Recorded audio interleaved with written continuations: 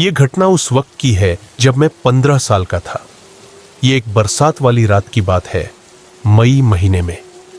मुझे ठीक से तारीख याद नहीं, लेकिन मुझे ये याद है कि यह उस वक्त का वीकेंड था जब गर्मी की छुट्टियां शुरू होने वाली थी।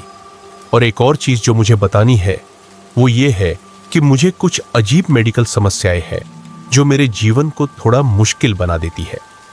मुझे अक्सर पैनिक अटैक आते हैं, कभी कभी मुझे बेहोशी हो जाती है और सांस लेने में भी समस्या होती है। मैं एक ऐसा इंसान हूं जिसे सोने के लिए पूरी तरह से साइलेंस चाहिए होता है। अगर एक छोटा सा पंखा भी चल रहा हो तो मुझे नींद नहीं आती। बारिश में सोना मुझे बिल्कुल भी अच्छा नहीं लगता। लोग अक्सर कहते हैं कि उन्हें बारिश की आवाज बहुत पसंद होती है, लेकिन मेरे लिए यह बिल्कुल उल्टा होता है। जहां मैं रहता हूं वहां बारिश कम ही होती है, लेकिन कभी कभी इतनी जोरदार बारिश होती है कि पूरी रात मैं सो नहीं पाता। यह कोई जोरदार तूफान नहीं था, लेकिन इतनी भारी बारिश हो रही थी कि मुझे नींद आने में बहुत परेशानी हो रही थी। मैं कोशिश करता रहा, लेकिन बारिश की आवाज को ब्लॉक नहीं कर पाया। रात के बहुत देर बाद जब मुझे लगा कि अब सोने का कोई तरीका नहीं है, तो मैंने सोचा कि कुछ काम करूं। मैंने तय किया कि बारिश में थोड़ी देर टहलील करने जाऊं। यह पहली बार नहीं था जब मैं ऐसा कर रहा था। मेरे मम्मी पापा हमेशा कहते थे कि अगर नींद नहीं आती तो बारिश में चलने जाना अच्छा होता है। हमारा इलाका बहुत सुरक्षित है और पास ही एक बड़ा पार्क है जो मेरे घर के पास है, इसलिए रात को बाहर जाना खतरनाक नहीं था। साथ ही पार्क बहुत अच्छे से रोशन है, इसलिए मुझे हमेशा रात को भी वहां चलने में कोई डर नहीं लगता। मैंने बारिश का कोट पहना, चुपचाप नीचे गया और बिना छाता लिए बाहर निकल आया। मैंने जानबूझकर अपना फोन नहीं लिया, क्योंकि मुझे पता था कि फोन की स्क्रीन मुझे और जगा देगी। बाहर का माहौल काफी शांत था।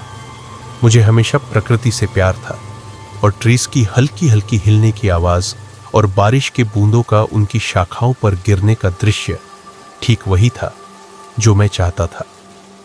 करीब 20 मिनट बाद मुझे थकान महसूस होने लगी और मैंने सोचा कि अब घर वापस चला जाऊं। जैसे ही मैं पार्क के बीच से गुजर रहा था, मेरी नजर सड़क पर पड़ी और मुझे कुछ अजीब सा नजर आया। सड़क के बीचों बीच एक लंबा काला सामान पड़ा हुआ था। शुरू में मुझे लगा कि ये कोई गंदा बैग होगा, लेकिन जैसे जैसे मैंने ध्यान से देखा, मुझे एहसास हुआ कि यह एक इंसान था जो सड़क पर लेटा हुआ था।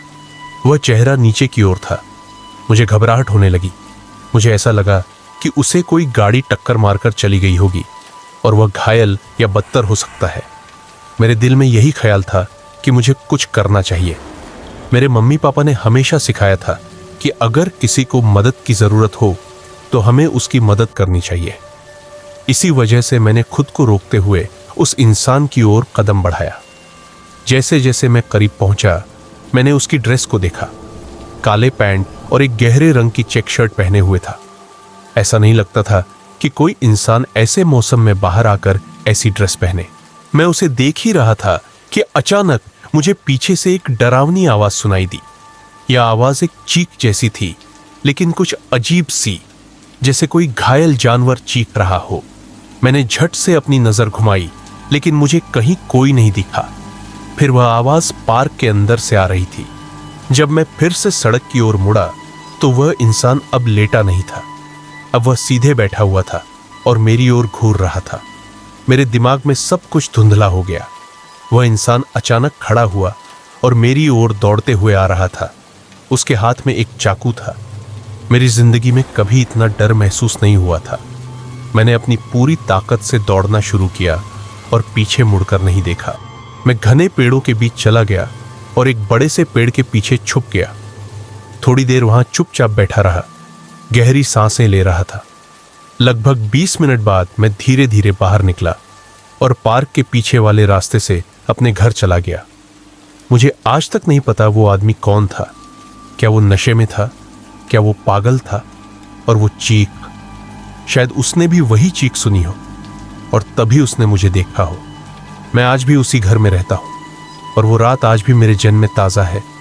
जब भी बारिश होती है, उसका चेहरा, उसकी आंखों में वो पागलपन, सब कुछ फिर से आंखों के सामने घूमने लगता है।